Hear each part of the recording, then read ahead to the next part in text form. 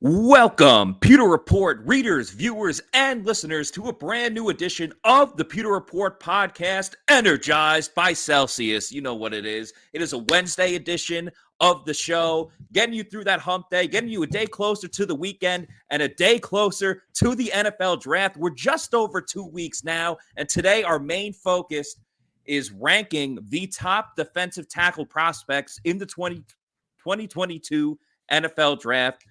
Numbers, whatever. We're talking about players and skill sets. My name is Matt Matera, and with me is a man that is so great at scouting, so giant in his biceps that they couldn't even measure him if he went to the combine. It is Jon Ledyard. Jon, welcome back to the podcast. We've missed you.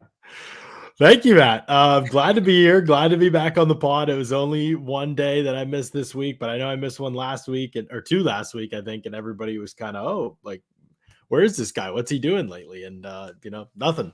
That's the game. I'm off these Tuesdays because I got to scout. I have nothing. I don't have no life. I'm watching all these defensive tackles getting ready for this draft. And you guys are doing a great job. You're doing more content and more podcasts recently. And I am grinding as much tape as I can. Jon, is, you're so great at what you do with all of this analysis of not just the defensive tackles, but, all of the prospects in this year's draft across the board. But we can let you focus on that. And luckily, Pewter Report is so talented that we got so many different characters and individuals that can come in if you're not able to make a show because you're scouting and you have other things going on in your life. So we have missed you, even though it was just one episode. It seems like it's been longer. But as you mentioned, you were gone for a couple last week. A couple episodes last week.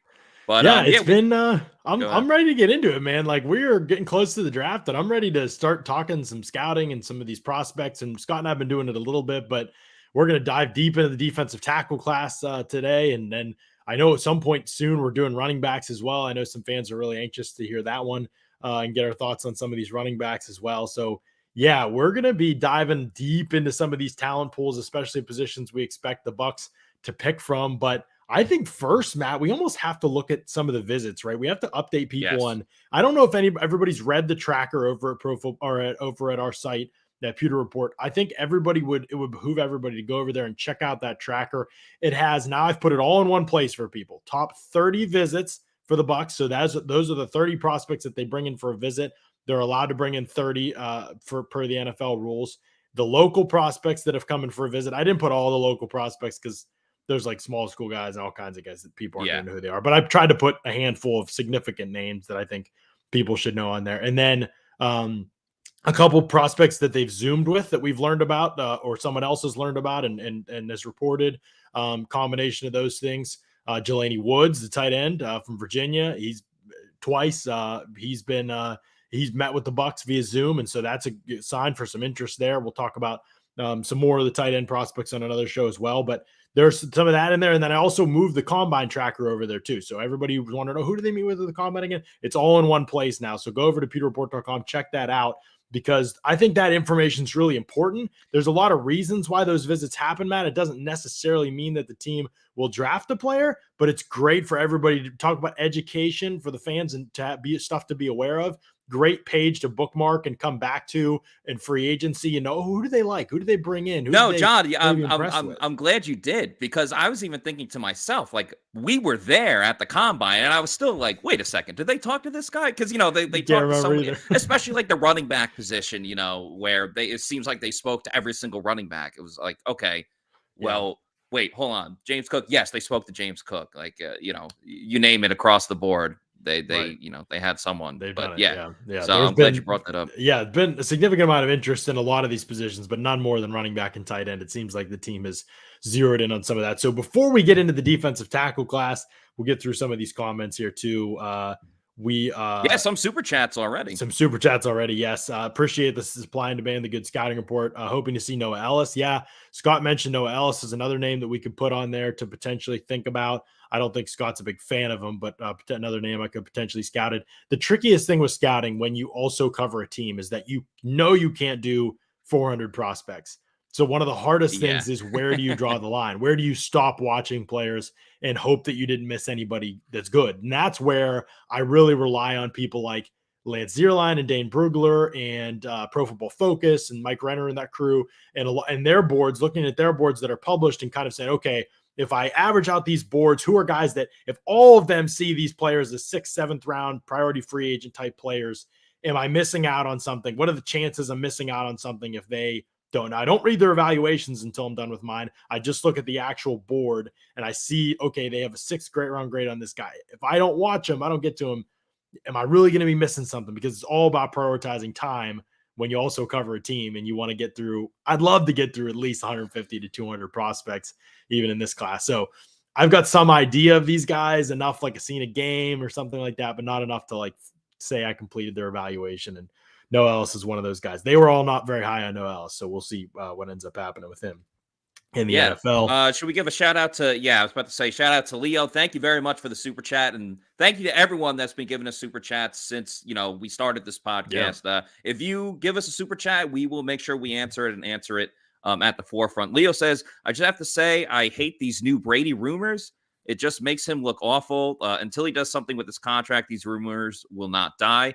I'm guessing he means just more of the whole, he tried to get his way into Miami and everything, and until the lawsuits came out, and that's why that plan, some people, I've said this before and I'll say it again, some people just want to believe a prediction or an assumption that they've made so badly that they will keep digging and digging and try to connect any dots they can when there's just not a story there. I mean, we pointed to it a million times. Brady was at the press conference when Bruce Arians retired and they introduced Todd Bowles as the head coach. Brady was recruiting Russell Gage, FaceTiming him. If he really cared that much and if he really wanted to go to Miami, why is he recruiting a talented receiver to the Buccaneers? That's only going to help them this year. I think the rumors are, the stories that are being reported as news that are not news, that are actual rumors that are, as you and I have read and talked about some too, are just literally dot connecting, which you can make up a million different scenarios. No proof or evidence or things like that. It's just really unfortunate. But unfortunately, in today's world, that is what passes as news in a lot of circles. Not in our circle for sure. And to their credit, not in the NFL Network circles, ESPN circles. You've noticed that some of those ones that actually care about credibility to a degree, I'm not excusing them of all past transgressions or anything like that, but to the degree that they're like, we know what the truth is in this situation and we aren't going to ride with this story, even though it would bring in massive amounts of clicks and be potentially the story of the year at a place like that. They have not only have they not reported these things, they have actually said, these stories are just not true. Like Jeff Darlington went on Pro Football Focus's podcast recently. He said, people have the timeline all mixed up. He said, that's what's wrong with the story. And remember, Darlington's reported pretty much everything close to Brady, including his retirement before Brady announced it. And he said, the problem people have with the situation that they don't understand is that the timeline's all screwed up. Brady 100% walked away from football because he really thought he was done with football. Like Darlington was clear about that. He said, I have absolutely zero question about that, was what Darlington said. He said, I 100% know that's why Brady walked away from football. Because retiring doesn't leverage him at all in the situations that are described often in these reports. But what he said was then at that point, Brady was looking at all kinds of options in terms of his post-football career. One of those options was potentially becoming somewhat involved in an NFL front office, and he has the most connections to the Dolphins because of relationships he's had in the past with somebody who's, I forget the name now, but somebody who's affiliated there, part owner there, or something like that. So there were what Darlington described as like very laid back preliminary conversations with Brady and about like, what would it look like for you to become an executive or a part owner or something like that. Ultimately, Brady just quickly, after like 2 weeks, kind of had the itch to play again, was basically in communication with the Bucs the whole time about coming back to play. And then finally was like, you know what, I want to do this for sure. All these other things. There was a movie that was being talked about with Brady, obviously stuff with his companies, all of that stuff. He was just kind of looking at all those post-playing options. And now it's been turned into actually Brady wanted to go play in Miami, which is the funniest thing in the world to me. Of all the places, man, they got like the worst offensive line and draft track record of any team in the league. Their owner is, and this is a little inside perspective for people, by the other 31 teams, their owner is generally looked at, Stephen Ross is generally looked at as the worst owner in the NFL. And you're telling me this is the dude that Brady wants to go finish out his career playing for behind arguably the worst offensive line in NFL history. And even if they made moves, come on, it isn't all going to get fixed in 1 year. That is just one of the more comical storylines that I've never seen a more comical storyline. I don't think that people have actually taken as truth in some regard in all the years that I've spent covering. Well, it's that, John, and it's that, and he made the TikTok where like it showed Jalen Waddle and Tyreek Hill, who are now both. Well, Hill is now a Miami Dolphin. It showed them like their speed, and then he was running with this kid, so that kind of like added a little more to it. But I mean, surely Brady could have predicted that they would trade for Tyreek Hill. It was not even close to available. I think it happened after Hill got traded, so that's yeah.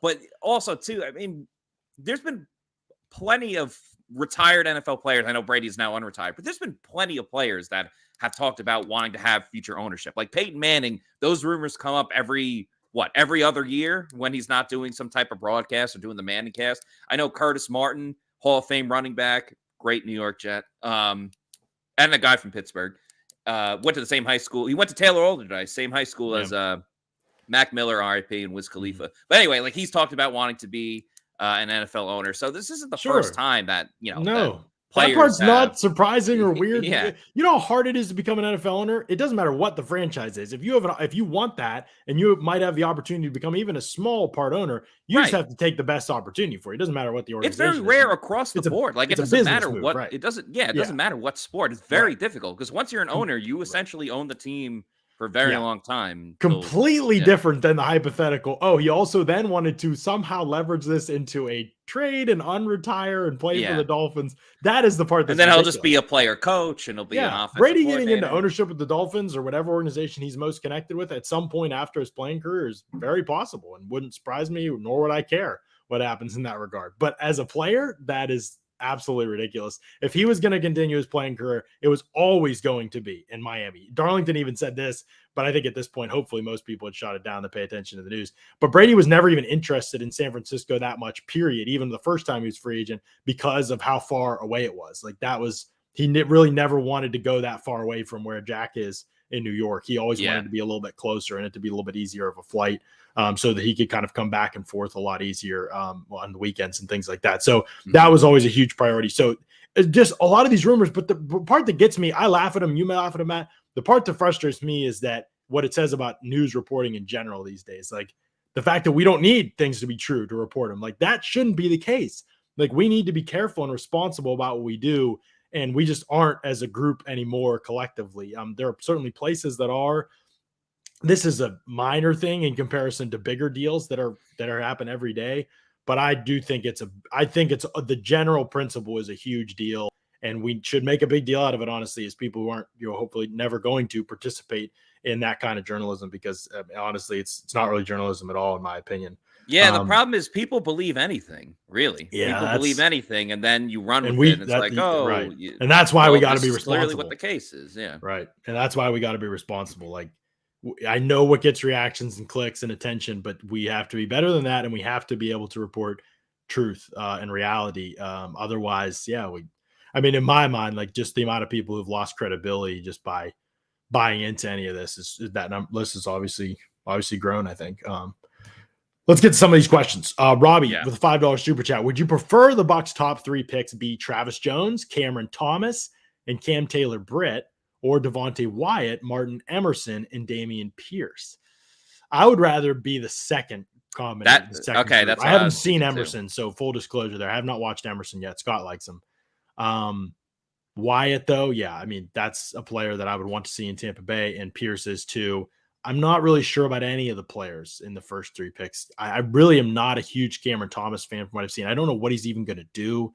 I don't know that he is athletic enough to play on the edge in the NFL, and he's not a defensive tackle. What did he come in at the combine? 265 or something like that? And I wouldn't be feeling that first draft too much, to be honest with you. Yeah, I would just say too, between those two, like with the second option, you're getting a top 1 or 2 defensive tackle on the board with Wyatt. So I don't think you can go wrong with that.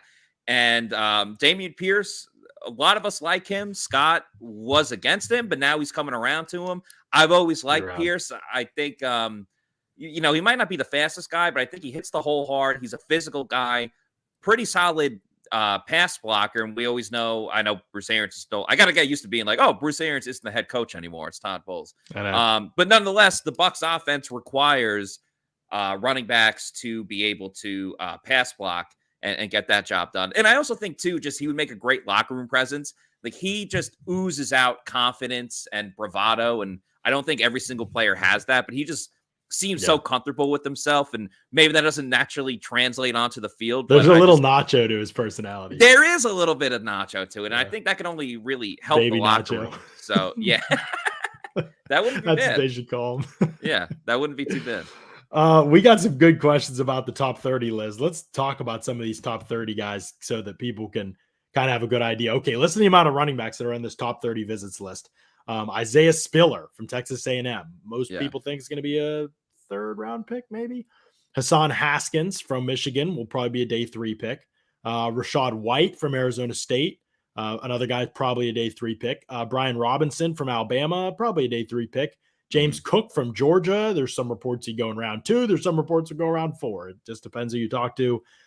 Those are 5 running backs that have all had top 30 visits with the Bucs. And then Dameon Pierce and Malik Davis from Florida have both had local visits with the Bucs, and so has Jerome Ford from Cincinnati. He's also had local visit with the Bucs, the running back. So, and they've met via Zoom with Pierre Strong, the South Dakota State running back. And then, of course, at the Combine, as Matt and I reported from Indy, they met with 10 running backs at least that we found out. 10. And Rashad White was a formal, and I know that there were a lot of others that we assumed were formals. Players weren't sure, or, they maybe had formals later, but clearly the Bucs have gone into this even after now Leonard Fournette and Giovanni Bernard, and they have said, we are doing our due diligence. They're still bringing in running backs for visits. They have not canceled these visits. So there is definite interest here for the Bucs part in drafting a running back potentially. Yeah, absolutely. And again, going back to the Combine, like I remember speaking to Rashad White, and he confirmed that he had a formal interview, and I think he would be a player that would be quite interesting on the Bucs. He even admitted he wasn't the best pass blocker, but he said it's all about heart and the willingness to do it, and he's able to do that.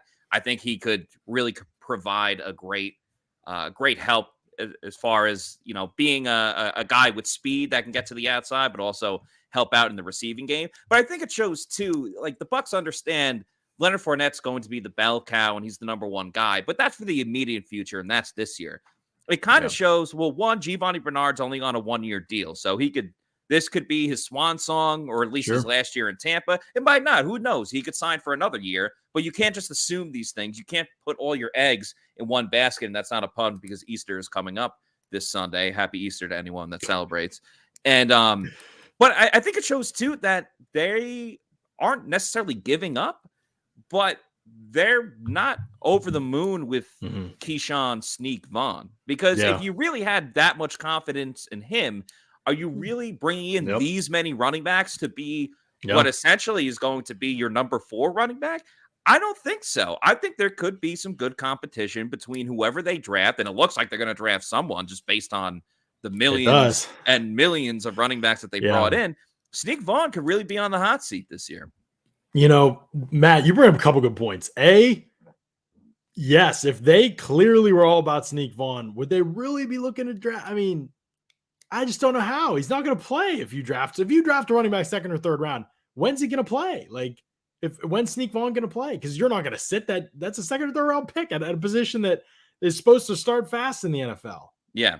And he had flashes, he had that big touchdown run against Carolina. Right. I mean, you don't have to sell us on being low on Vaughn. We're obviously not crazy about him, but I mean, like what did you last year? He took baby steps, and I agree. It doesn't look like he's going to be the guy. And so getting another running back in makes sense to some degree, but now Fournette's under contract. Like you don't have to worry about him being a free agent. If that's your guy, plan B is Vaughn, or you draft a running back next year. I am out on drafting a running back, Scott or Mark or Matt, for the Bucs. I just don't really think it's that important. I should have said Scott there because Scott would argue with me because Scott probably wants him to draft a running back because he's all about running the football more. But I just don't know what the value is of that player. Like, what's the value of that player early on in this contract? when's he going to play? You have Leonard Fournette, you have Giovanni Bernard for this year, you have Keyshawn Vaughn. Obviously, if injuries happen, but you can say that at every Are you saying in this window of since they have Leonard Fournette under contract, or are you just talking about in general, you would never draft a running back? No. Just this year in the draft, I just wouldn't. I don't think I'd draft a running back. Like, I don't know where. It's already the least important position. Only one plays at a time. Yeah. Like, but Fournette's an all-down back now, and you have Barnard and you have Vaughn. I don't really think it's that big of a deal. I don't necessarily disagree with you. Like, I'd be cool if the Bucs still did. I think running back overall is just a pretty entertaining, position. And while it's the least important, it's still, it still has some type of impact and factor on the team. But like to your point, they could just again be in the situation next year where it's like, all right, well, we know we got Leonard Fournette, and again, if Bernard's not there, just draft a rookie this year and see what that guy can do, because you're only getting 4 years out of them, and then you're essentially moving on. That's just the nature of what the NFL has come to. So yeah, I'm kind of with you. And there's good backs in every draft. So if I'm drafting one, I want to draft one when I need one. I don't want to draft one, not that I have nobody else in the roster, but I don't want to draft one after I've made Fournette a fringe top 10 paid running back per year. Like I want that to be my guy for the next couple of years. And then, when his contract's up, then, I'm looking to draft somebody else for sure. But like right now, I wouldn't be looking to spend a high pick. If it's a day 3 pick, I can live with that. But I wouldn't be looking to spend a premium pick on a running back this year. And maybe they're just doing their due diligence, but it sure feels like that position, Matt. And it sure feels like tight end too. That's the other one. And common sense, I think, brings up a great point. These tight ends aren't good enough to reach for. Yeah, I mean, I wouldn't be reaching for these tight ends either, to be honest with you. Like, to me, I don't think there's any tight end in this class worth taking before you get down closer to the Bucs' 3rd round pick. Now, if they did one with their 2nd round pick, it's a late second, I would like to see how the board falls. I'm not going to lose my mind over it, but I don't really see a difference making tight end in this class. And if you go ahead and pull out a piece of paper for anybody who's watching, write down your top 5 tight ends and maybe even extend it to your top 7 tight ends in the league.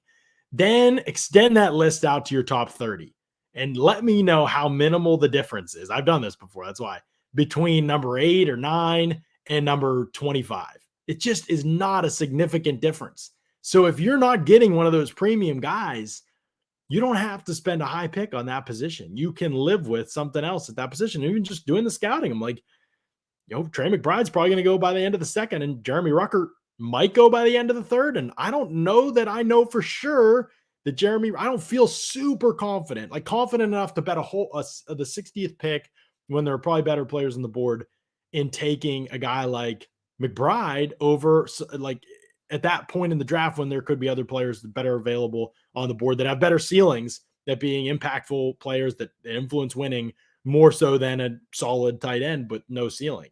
That's McBride would be the one guy that I would take a flyer on in the 2nd round, because I think he's probably the most suited for, to be able to do a little bit of everything for this team. Is just coming from the run heavy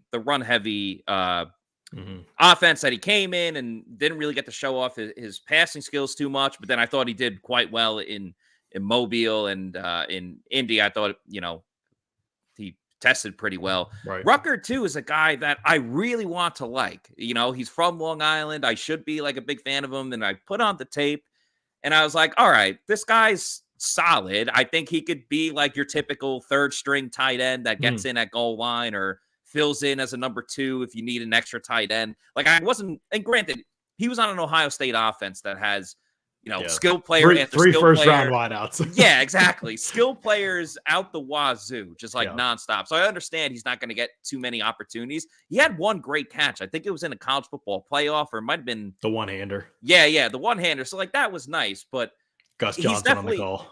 He's definitely one hand. Are you kidding me? Something like that. He screamed. He was like, "Ah!" Like, got shot in the booth. but nonetheless, like I don't see him going right anywhere. Like, you can't even really think about him until minimum the 3rd round. And even then, with the Bucs and the positions that they need, the positions that they're looking to fill, I still think like tight end. I don't even think until 4th round is when they should be considering it. Really? So you draft a running back over tight end, do you think? See, I see tight end as actually a need. Like, even if Gronk plays, like he could get hurt. I wasn't comparing just running back to tight end that position. I was just as an overall. No, I would go tight end. I would go tight end before running back. So, based on need, based on you got Brate and Gronk and Brate, and then after that, there's not too much. So. Here's the tight end list for the Bucs in terms of visits. Top 30 visits with Cade Otton from Washington, who I'm not crazy about. I have an early 4th round grade on him. I know Lance Zierlein has him tight end 1. I don't see that. There's some other guys who like him in the 3rd round. If he end of the 4th, if he's there for the Bucs 4th round pick, sure. End of the 3rd, I mean, it's such a late 3rd that I can't hate on it, but he wouldn't be my top choice in this group. Trey McBride is the other guy who's coming for a top 30 visit. Then I don't know if any visited locally. It doesn't mean it hasn't happened. Then Jelani Woods has had 2-hour-long Zoom calls with the Bucs, so something to note there. Just that there has been kind of some interest there at the combine. They had formals with Trey McBride and Daniel Bellinger that we know of from San Diego State. They met with Ruckert and Austin Allen, the Nebraska tight end. We don't know whether those interviews were formal or informal. So that's the kind of degree of their interest that they've shown in the tight end group. I said this on Monday. I still think it's true. I wish I knew more about the Bucs' feelings on Ruckert. I don't. That's the one I'm kind of in the dark. He fits them perfectly, in my opinion, but I don't know if they like him. But McBride, Jelani Woods, or Cade Otton, I really think one of those guys will be a Buccaneer. I don't know which one. I think one of those guys will be a Buccaneer. Not just because of their interest in him, but Woods was the one, if I'm not mistaken, he led the tight ends in the in the Shrine game. He was at the Shrine. Yeah, you're thinking of Weidermeyer? Are you thinking of Weidermeyer, maybe? Wasn't it Virginia Tech tight end that he dominated during the bench press? Woods is Virginia. Virginia Tech tight end was James Mitchell. I think he might have dominated the bench. I'm getting my players mixed up. Woods did dominate the bench, though. I think he just crushed the combine in general. No. Yeah, I'm thinking of the right guy. He dominated the bench press, I think, overall. We got some Jelani Woods fans in the chat here. There we go. Demand. Jelani is better than McBride. Brady's touchdowns will go up so much. Yeah. Funny thing about McBride is that he caught 91 passes last year in that level of competition, obviously playing at Colorado State, playing their schedule, and he caught 1 touchdown, Matt. Yeah, touchdown. So he talked about that. There's actually an article that I wrote on pewterreport.com. You guys should check it out. Right. But he actually, oh my God. No, you're watching the Mets, aren't you? Yeah, I am. I saw a couple facial expressions. Yeah, no, sorry, I'm focused. But Robbie Leary called you out. You watched the Mets over there, man. No, but he actually spoke about, he wasn't giving an excuse, but he was asked about why was there such a lack of touchdowns and everything, and he essentially said listen, we went in a very run heavy scheme. When we got to the goal line, we ran the ball. We didn't really pass it that much, and that's why I wasn't going to complain. We got down there first enough. I'm a team first guy. So, the ball didn't really come my way because we were running it the whole time. It wasn't really because of a lack of effort or anything like that. And then you look at the Senior Bowl, he scored a touchdown in the Senior Bowl. So I wouldn't be as worried about the lack of touchdowns as some people might be. That's why you got to watch the tape and not just look at the box score, because there's a lot more that explains to it. If you're a team that runs the ball 85% of the time, you're probably not going to get too many opportunities or too many passes thrown your way when it's when you're in the end zone. So I wouldn't be too worried about that with McBride. I still think he's the top guy as far as tight end goes, and it's his group to lose. If you are looking for a wide tight end in this class, like a guy that can play in line and maybe be a little more position flex, I do think he's probably still the top guy, although I like Ruckert a lot too. The big difference for me is just the vertical ability that he has, I think, is something that McBride has. Not that Ruckert doesn't have that, by the way. I think Ruckert is fast. We didn't get to see him. He didn't test at all. So we don't know. He never was asked to go down the field as a receiver. So we also don't know from that perspective. But I watched him on tape twice. He chased the play from behind. And I said, wow, this guy can move. I think people are sleeping. McBride ran 4.56 at a pro day. So I'm not going crazy. I think he's probably a mid 4.6s guy, which is about normal speed for a tight end. So I think that's probably what he's about. But he gets after as a blocker, good player. A little bit frustrating. He doesn't do anything after the catch. 91 catches, he forced 5 missed tackles last season. And that's per PFF. And Ruckert forced the same amount of missed tackles and 26 catches. So, and you could see it with McBride. He's so physical as a blocker. I just hoped it would translate as a post catch receiver. and it just didn't translate. John, what Trey McBride could have used before he ran his 40-yard dash was probably thank you, William Butler, for the super chat. We'll get to that in a second. But what he probably could have used right before he ran his 40-yard dash is a Celsius energy drink. He could have. And look at all the awesome flavors that are up here. You can see the wild berry there in the right-hand corner. That's what I'm drinking today, Matt. Little Celsius wild berry. I got the sparkling mango passion fruit, which I will show once we are back that's one of the newer ones. Great choice. Great choice. You got the sparkling strawberry guava, the Fuji apple pear, tropical vibe, orange. There's a bunch of great new flavors that are out too that people are checking out, and you can do that. You can use the store locator on Celsius.com to figure out where these awesome energy drinks are near you, or you can go click on the banner ads at pewterreport.com, do the Amazon subscribe and save option. With Celsius, you get these wonderful energy drinks. Mine's the 12-ounce can, and it got to drink them cold, in my opinion. Just my opinion. Maybe not everybody shares it. No, I'm with you. You with me? Okay. And zero sugar. No sugar in these energy drinks. It's awesome. Gives you energy, accelerates metabolism, burns body fat. So it's pretty cool. I'm a big fan of Celsius, and I think it's the first energy drink I've actually ever drank, and I've done it consistently now. So John, I got a funny story for you. My Celsius, or just Celsius in general, is so hot in the streets and so wanted that the latest case of Celsius that I got about a month ago was stolen and was a part of a crime scene. I kid you not. So what? You and I told Scott this story. He was laughing. So we were at the combine together. Yes. I flew back a day early because I was going on another trip that's about a 3-hour drive away. So when I landed from my flight from Indy to back in Tampa, I had about 20 minutes before I was going on my 3-hour car ride. So I had gotten a message in that time being like, "Oh, you got mail downstairs. Like there's this whole locker room and everything." My whole car was packed and everything. I'm like, "Oh, like damn it, I forgot." So I put the box of Celsius because it's a big box. Like and my whole car was packed, so I just put it on top of the lockers because people do that. It's not like a random ass thing. But anyway, so I get back from my trip a couple days later. The next day, I get a knock on the door from like the Hillsborough County Sheriff at like 8 a.m. I'm like just waking up, and they're like, "Hey, were you the owner of like this package of Celsius?" And I'm like, "Yeah, Celsius, live fit." Like, well, she's like, "Oh, you're like pitching it." Yeah, I was. And she was like, the officer was like, your package, along with multiple others, was found at a crime scene where like apparently someone stole a car and they stole like all these packages in my apartment complex, and the Celsius was in there. So long story short, a couple days later, they put it into evidence. I had to like go drive to this like out in the boonies in Hillsborough County and go pick up my Celsius. But I did get my Celsius. Thank you. It is back. Incredible. It is safe. It is secured.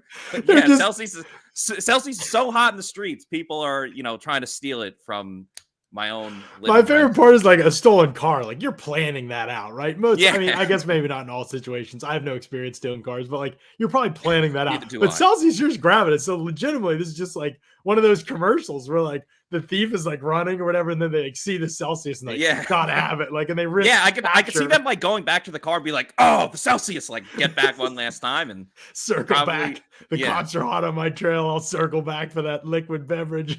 The box too. It had a red tape like evidence and everything too. I've since thrown it out, but I would have shown it. But anyway, let's get back to the show. Thank you again to Celsius for being a sponsor.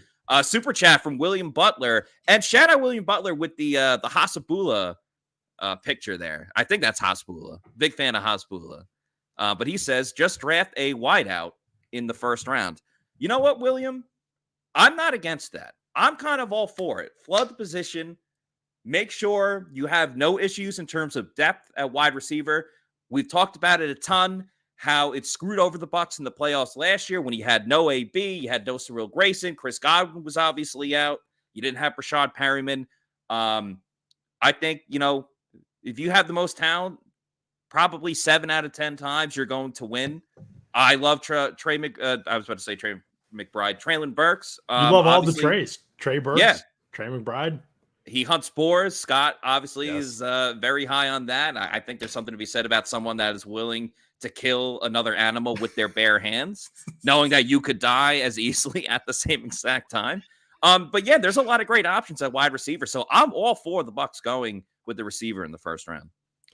Yeah, I'm for this as well. If the right player is there, I don't think he will be though. It seems like we are trending in the wide receivers and quarterbacks are moving up the board's direction, which could mean defensive tackles and guards are falling down the board. I believe that's plausible. So that could be the direction that we're headed. We could be headed in more of a Zion, Devontae Wyatt direction. I don't know about Zion. I don't know whether they're going to draft him. I know how I feel about him. Anyway, we got to get to the defensive tackles on this list, but I do want to answer one more question here, see if I can find it. There was a good question here. Oh, here we go. Josh asks, John and Matt, what player do the Bucs like that you fear they may reach for? In the first round, I'm guessing this is? That's a good question. Logan Hall or McBride in the first round, I would say. I don't think they'll take either of them in the first round, but again, this is reaching, and this is what I fear could happen. Yeah, I don't necessarily know about like a player, but I agree with you in terms of like if they pick a tight end anywhere in the first round, I'll lose it. If they pick a running back before the third round, I would lose it. I don't know if there's necessarily a specific player at the moment where I'm like, I'm so much not a fan of this guy that I would lose. I mean, I'm sure certainly there's players that I like more than others, but I wouldn't necessarily. Kenyon Green would be, I wouldn't be crazy about it. I was thinking Green. It's like, all right, you got Zion, but if you don't go with Zion, then stay away from Green. If Zion's there, I'll be furious. And I think the Bucs have showed that though, right? Because they didn't meet with him. They didn't have any formal type of things with them. Didn't bring him in. So it seems like they're kind of chill with Kenyon Green as well. Here's what I can say about McBride. I would rather have Ruckert at the end of the third round than McBride in the first or the second. Like that's easy to me to say that. That's easy for me to say that. If you could tell me you're getting two players, obviously it doesn't mean I'll like who they draft, but in a vacuum, that's how I feel about it. I don't feel strongly enough that McBride is much better than Ruckert to want him around earlier than where I could just get Ruckert. If I just waited, I could get Ruckert, and I don't feel like there's going to be a massive difference. That could obviously come back to bite me big time because Ruckert has like 26 catches in his most productive college season just because he wasn't used at all. And so McBride is 91, obviously big difference, but there's questions with McBride. So anyway, that's how I feel about that. All right, let's get to the defensive tackles in this class. We will answer as many questions as we can as we go, but at some point, I think it is helpful if we, 36 minutes into the show, actually talk about the topic of the show. Yeah. we would talk about. I was like, we're kind of late on Celsius and we're kind of late about defensive tackle. But we do this all the time on the show because y'all have such great questions. So it's an awesome problem. Yeah, I mean, it's never bad when we go off topic, but it's still a Bucs topic. So there's nothing wrong. We don't intend to take this long to get to the actual main topic, but sometimes it just works out that way. Do you want to start from 10 to 1 or just? Yeah, so I kind of saw these defensive tackles, or let's talk about them in the groups that they're most typically talked about, which is sort of in the tier that these are the first round possible guys: Devontae Wyatt, Jordan Davis, and Travis Jones. And those have been kind of the top three the whole draft process. There really has not been a lot of movement. DeMarvin Leal was maybe in that group at the beginning of the process, but it has not taken long. Since February, I feel like we have been, not just us, but just in general, the draft community, draft analysts have been pretty heavily on the first three defensive tackles off the board will probably be Jordan Davis, Devontae Wyatt, and Travis Jones. And I see Wyatt as clearly the safest bet in this group because he offers the most as a pass rusher and as a run defender in terms of a combination. Plus, there is the highest ceiling with Wyatt. So it's kind of like he feels kind of like a safe pick to me if all the off-field stuff is no longer an issue and he's matured, which it sounds like he has. So we'll see, but that'll be for teams to determine in the interview process. I don't really like speaking to that part. In terms of what I can evaluate, I think his floor is pretty high and his ceiling is even higher. Players like that to me are just kind of like, all right, take this guy. Like right now, sure, he probably doesn't look like your typical top 10 prospect or first round prospect, but the explosiveness is there. The violence is there. He plays incredibly hard, super hot motor all the time, chases down plays, and get through gaps, or he can hold gaps. He can rush a little bit, or, at Georgia, they blitzed a ton and ran a ton of games, and he was a part of the schemes that got pressure. It wasn't always him getting the pressure, but he's a part of the schemes that got pressure. And so to me, Wyatt's a pretty clear DT1 in this class. If there's a path where he doesn't end up as good as any of the other defensive tackles in this class, I'm willing to concede that with almost any player, but with him, I would just imagine it would be completely unrelated to on-field production if that's the case. I feel like on the field, if you're measuring pass and run value, I would be surprised if he isn't the best defensive tackle in this class. Yeah, I don't think you could ever go wrong with a Georgia defensive player in this year's draft. And if we're just focusing about everything that he does on the field, I think, one of the biggest things that you mentioned, by the way, Jon, you did a great job with this entire article. So just awesome job with that. You mentioned about the motor, and I think that's something that the Bucs really particularly look at any player, but really on the defensive side. I mean, I think one of the things we love about Vita Vea is when he was able to, you see in a training camp a lot, when he tracks down a runner like 20 yards down the field, when he gets going. I remember too, it's not defensive tackle, but I think the hustle was appreciated anyway. Devin White's rookie year when they played Seattle, and Seattle busted a long run, and Devin White ran all the way down, like 30, 40 yards down the field, forced a fumble, and went out of bounds. So it ultimately didn't matter. But, Bucs fans, players in the organization, they care about that motor. And I think if you got a guy that's relentless, like you just mentioned with Wyatt, and he's got that perfect combo where, the Bucs aren't necessarily, as you said, like he's got the combo of pass rush and run stopper as well. And the Bucs are looking to get a little bit quicker, maybe not necessarily looking for that exact Ndamukong Suh replacement. Obviously, he's the first guy off the board. And once again, any Georgia defensive guy, whether it's the D-line, safety, whatever, like you can't really go wrong there. Yeah, and that's how kind of I feel about Wyatt too. And we should just say this straight up. It is clear that the Bucs placed a very high priority on character and work ethic and leadership and those intangibles. I mean, you can see it in the way they've drafted. Look at the recent classes. You can see it in the way that they in the way they sign free agents, trade for players.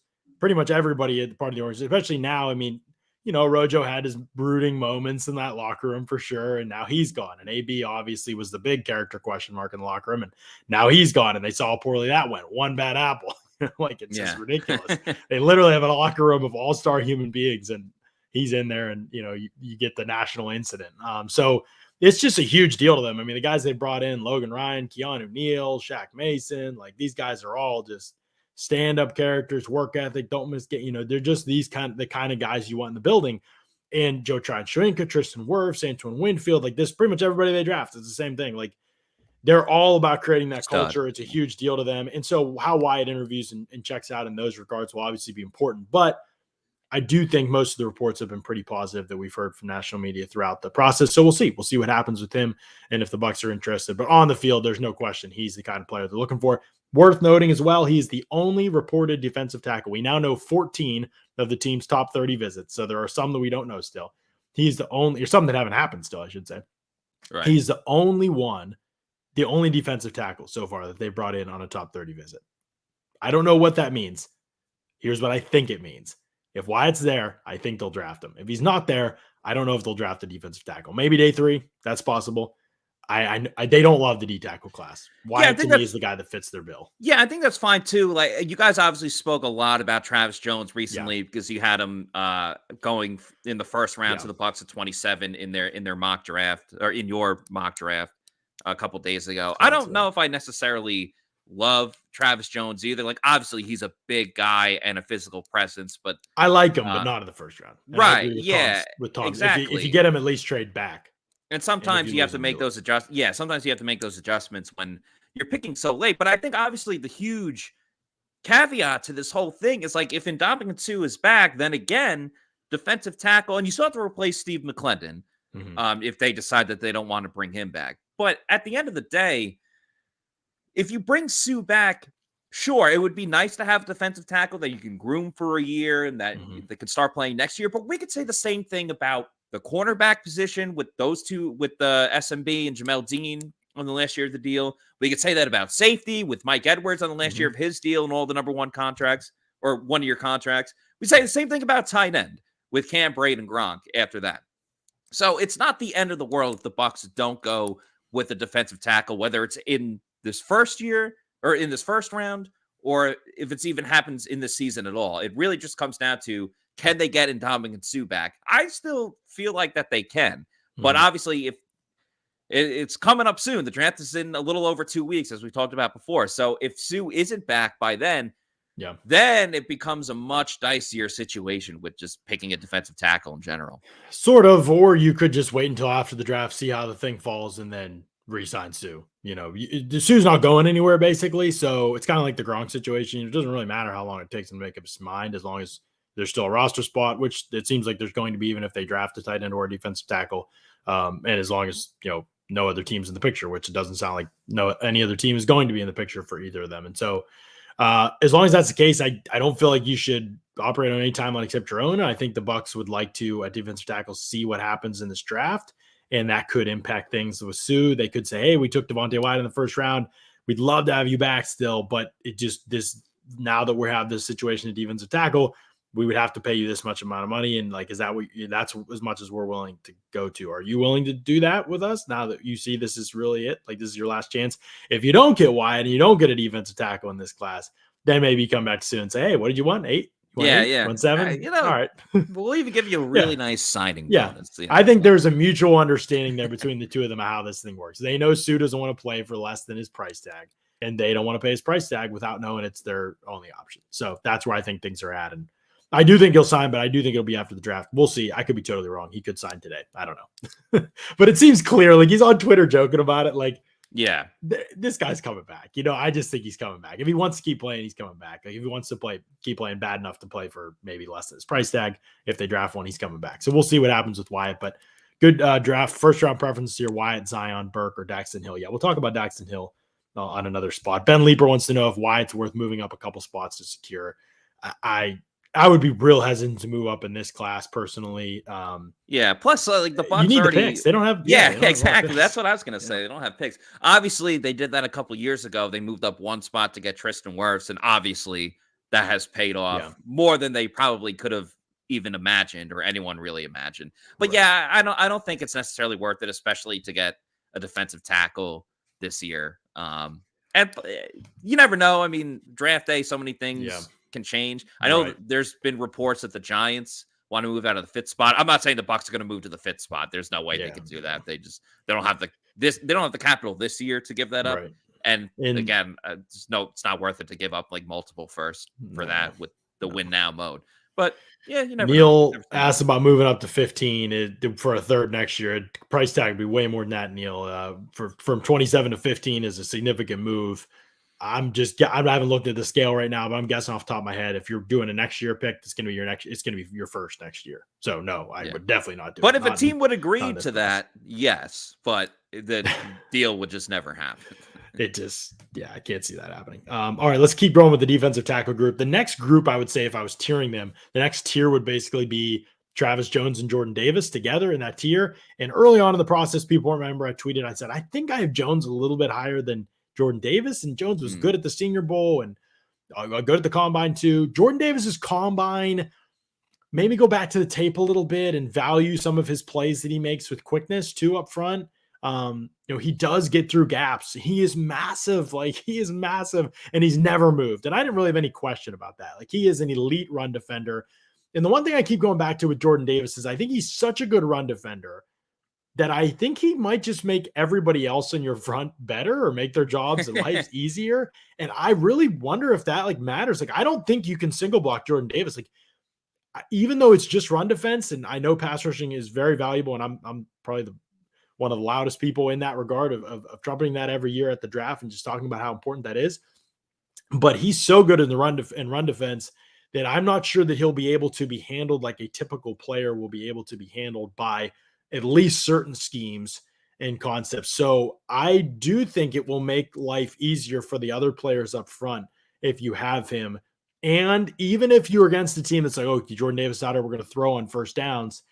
He is athletic. Like, in some degree, yes, he is athletic for a man his size. And at some point, there's like that point of no return with athleticism, right? Like, you can be athletic for, like, Vea, for example, was athletic for his size, right, Matt? Like, he ran, everybody's like, oh, wow, I don't forget what he ran, but he's huge. And so he was running back in high school and returned. Yeah, exactly, right. Yeah. People, he's athletic for how big he is. Okay, but at some point, like, his being athletic for how big he is doesn't matter anymore. I just need him to be smaller than he is. And that's it. Like, I don't really care if he's athletic for his size. If at some point his size doesn't give me any more advantage, like if Vea's just heavier and heavier, which was a concern coming out in the draft, hasn't been a big one in the NFL. If that were the case, like, and he was still, he's 360, but he's athletic for his size. Well, okay, for 360, but being 360 hurts me. Like, he might be athletic for 360, but it's still doesn't mean he's athletic. Jordan Davis is huge and just athletic, period. Like, he's athletic for a defensive tackle, not for a huge, bigger than any other defensive tackle. He's athletic for a defensive tackle. Like, compared to Devontae Wyatt, he is athletic. I see a defensive tackle that is much smaller than him. So it is a different degree of athleticism than we're talking about when we say, he's athletic for how big he is. No, he's just a freak athlete for his position, period. I just think that, he played like 250 snaps a year. That's past year with the playoffs and the 14 games. He hit 368, I think, snaps for Georgia. That's the most he's ever played in a season, Matt. Like, he just didn't play that much on passing downs. And at some point, I have to think that, like, if he can get in shape and all this other stuff, when you look like he's in great shape at the combine, if he can get on that level, the character reports are pretty good on him, and get with a coach that teaches pass rush. Georgia doesn't. They just run all these concepts. He can at least make a dent, maybe. Like, he didn't make a dent in college. How is that possible, Matt? He's a freak athlete, and he's bigger than everybody else. Like, he just had to have not been trained at all. Or maybe it was like, if they pass, take the play off. Like, we're saving you. I don't know. But there's no way you can be this athletic and go to the NFL and not have any impact as a rusher, in my opinion. Like, it'll be minimal. He'll never be a great pass rusher, I think. But you're going to have something, and he's an elite run defender. So on that basis, I said I'll take him over Travis Jones, who might be a better pass rusher right now by a little bit, but I don't think it's enough of an advantage there for him to offset what Davis brings you as a run defender, even though Jones is very good in both regards, and they graded very closely for me. Yeah, so that was very well explained, because I was wondering. That was a lengthy explanation. No. That was good, though, because I was going to ask you, like, so what, in your opinion, separates the 1 and 2 between both Georgia defenders with Wyatt and Davis? But you explained, like, it seems like the pass rushing is probably more of a factor than anything else. So if we put our Bucs blinders on here, if we're just talking about specifically a fit for the Bucs, I think we've talked about how they're looking for more of a guy with a little more pass rushing skill. So would it be the case where Davis wouldn't necessarily be on? Well, did you say Wyatt or Davis met with the Bucs? Wyatt did. Davis is not to our knowledge. Davis has had no connection with the Bucs at all. And by the way, I don't think the Bucs would draft Davis even if he were there. I don't think he's going to be there. And Travis Jones, I think I'm on the side that I don't think. I said on Monday I'm 50-50 on it. I think I'm like 51-49 now that they don't draft Travis Jones. That's how I feel about it, I think. So we'll keep rolling here. A couple other guys that they potentially could draft, Matt. Well, I don't think they will draft DeMarvin Leal, so I won't spend a ton of time on him. I can't quit him. I've tried. I never believe the top 10. I see a lot of people tweeting at you about him, or comments in here as well too. He's got a pretty good backing behind him. I see a lot of people. Yeah, I mean, he is a good player. Like, he played on the edge at Texas A&M most of the time, and he was explosive enough on the edge to actually threaten offensive tackles, like at the top of the arc. That just you just don't see that from 283-pound people. Like, that is bonkers in a lot of ways. So I do think he's a good player. There are a lot of traits there to unlock. He plays hard, but he's not used to playing inside full time. And in the NFL, again, you're 283 pounds. Like, at some point, you being athletic for 283 pounds does not do anything for me. There's no other edges that are 283 pounds for the most part playing full time out there. You're going to have to play inside. It's a totally different world in terms of processing blocks and taking on combos and things like that. He's done it enough that he's not totally new to him, but the results are pretty hit and miss. He can get through gaps. He's got to be in the right scheme. I think he's got to play in rotation. He might not always be a rotation player, but the rotation reps he gives you will probably be among the more valuable rotation reps in the NFL because he is that good at getting through gaps and playing behind the line of scrimmage. If you can make plays behind the line of scrimmage as a defensive lineman, like whether it's run or pass game or just rerouting people, rerouting backs, and because of your penetration, then you at least have a role. You should at least have a role and get a 20, 25 snaps a game. So that's where I'm at with Leal. That's how I feel about him. Logan Hall at number 5 for me. tricky tape, man. It's unbelievable that at 6'6", 283 pounds, Logan Hall plays as low as he does, Matt. Like, he's on like one knee on the ground, anchoring against guys on tape on rundowns when he fires off the ball. It's actually startling to me, like how flexible he is for his size. Him and Dylan Parham, the guard from Memphis that will probably go somewhere in the second or third round, had a really good battle on tape. I think Parham got the better of the battle maybe, but it was pretty close, and they both had some good reps against each other, a lot of stalemates, a lot of great fights. Logan Hall, man, great athlete, 4'8", 40, ultra physical, as he said in the story. Yes, ultra physical, 6'6", but he has 32 some inch arms, Matt. And it just matters because at his height, he is probably going to lose leverage battles at some point, even as low as he plays. And it just matters. You're undersized already. You have to use every trait that you can to keep blockers off your frame. And he has no length to lock out against blockers, basically. So it's just crazy. He's got this great frame in all these other ways, and he's just got these super short arms for no, a guy his size. It's wild that you say that. It's funny because I was talking about this with Scott yesterday. I used a boxing reference, so this will be my second boxing reference of the week. But when you typically have a taller guy against a shorter guy, think of it as a pass rusher going up against an offensive tackle. But when you're boxing, the shorter guy wants to get in as closer as possible, while the taller guy wants to stay at bay because he could just reach closer and get those jabs in and get the hook in. But, if you're a really tall guy and trying to get that separation in the first place, if you have short arms, you're not going to be able to do that. I mean, that's just a wild, you don't see those measurements too much. No, not for a guy his height. It's pretty wild. Because he's actually over 6'6". And I think his work ethic, his toughness, there's a lot of things the Bucs are going to like. We'll see how much they care about the length. It'll be interesting to see how much they prioritize something like that. And he's an interesting player because he did play almost, you see these people ranking him as an edge defender. People I respect rank him as an edge defender. Dane Brugler and some others. I don't understand why that is. He barely played outside the tackle in college, like hardly at all. He was a defensive tackle. He is, again, athletic for his size, but he is going to be a defensive tackle in the NFL. Like, he's going to play inside most downs. I think some people might get confused too, because when you scout and you rank like offensive tackles, sometimes you'll see guys that you say, oh, they're better fit for a center or a guard in the NFL. But you don't really see that on the defensive side, where you have a guy that's played defensive tackle, and then all of a sudden, we're going to throw him outside. Like, that doesn't necessarily work. Defensive tackles are just, slower in general. So, right. Yeah. It's crazy how that works. Long Lost Glazer says John hates short arms like Matt hates keeping his hands still. Yeah. You know what? I do it too, but I'm below the camera. I'm Italian. I tried holding on to a pen if that would change. I might have to just, I don't know. No, it's good. Weights on. It's just, it's natural. It's natural that I do that. So I'll try to work on it though. Yeah. I don't dislike short arms in general. I don't think it's always a big deal. I think it's hard when you're taller and it's hard when you're lighter.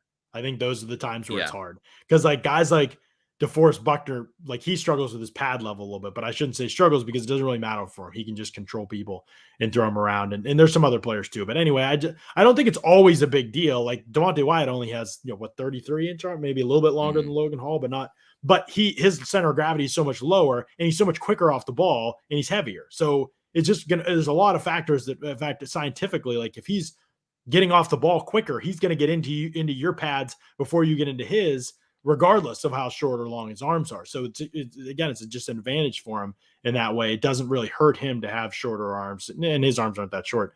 But for Hall, who's not as quick off the ball and already going to be one of the lighter defensive tackles in the NFL, unless he can bulk up, which he could. I don't know how much athleticism he'll lose, but he could bulk up from 283. He's not like Leal, who is the same weight but does not have the room to grow. He's like 3 inches shorter than Hall. He doesn't have the room to put on weight. So that is the one thing. We could see Logan Hall's best tape in front of him, best play in front of him, but I don't know yet. I like him though. I do like him. And I hope my grade reflect that. I think he could be a solid player in the NFL. John, before we go any further on this list, I just want to tell all of our readers and viewers about Pin Chasers.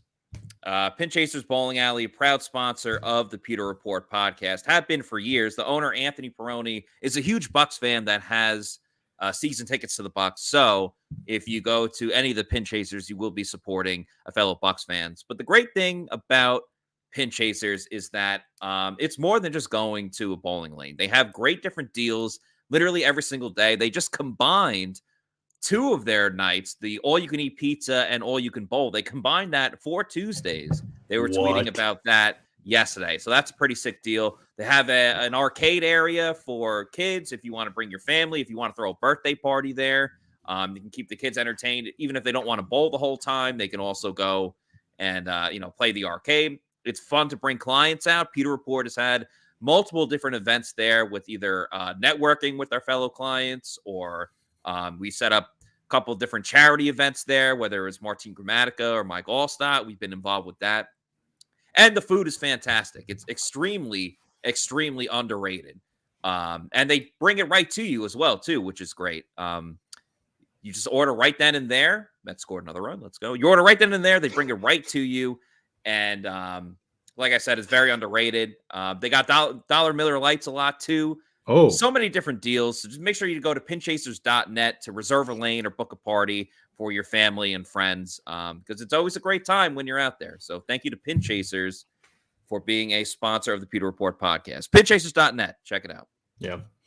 Is John giving Logan Hall a poor man's DeForest Buckner cop ceiling? No, I'm just talking about the guys. There's not many defensive tackles that are above 6'6".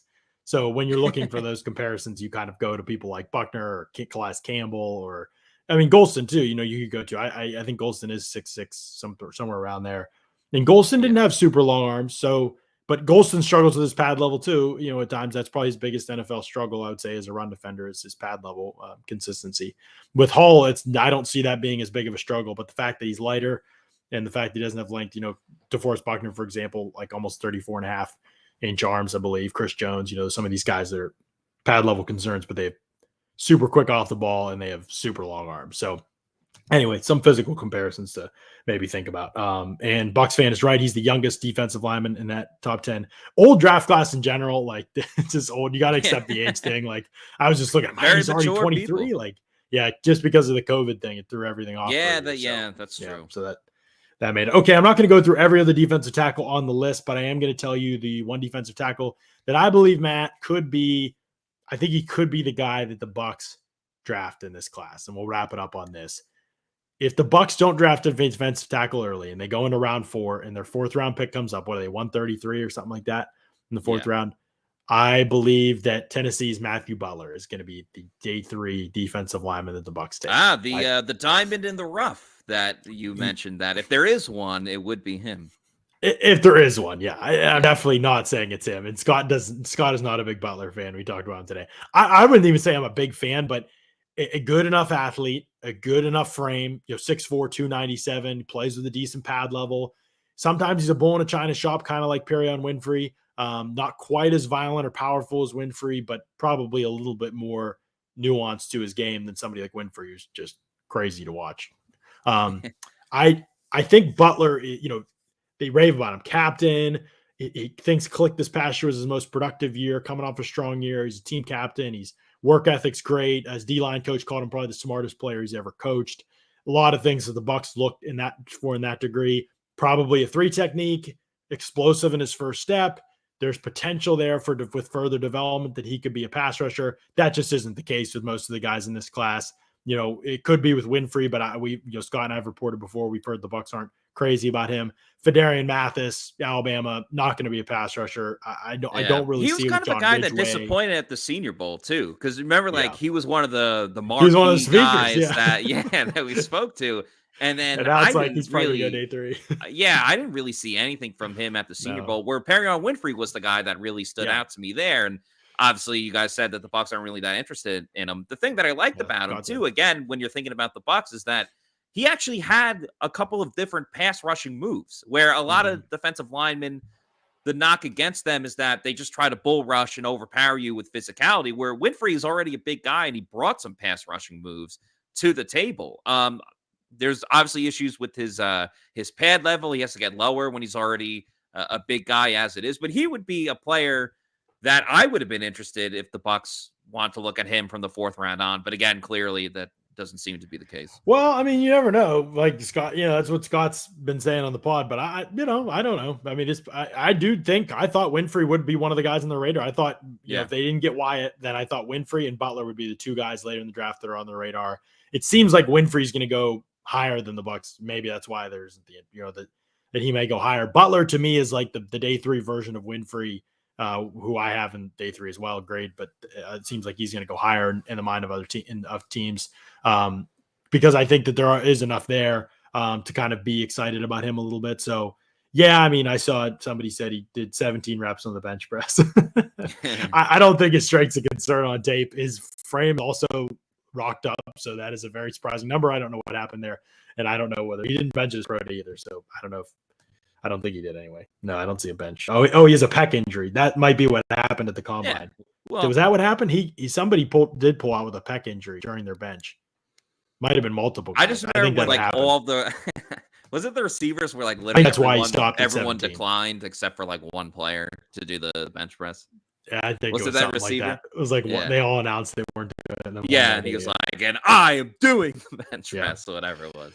So I think he could be the day 3 guy. That's the one to me that they would say, okay, let's take this guy, let's develop him with our round 4 pick. Let's do, I don't know, first corner in the first round, and then let's do tight end, running back, and then we'll take a D tackle day 4 or day 3 and develop them. And maybe they trade back and add picks, and that changes all that. But anyway, that's how I see I do not have Spectrum internet. Did my internet do something?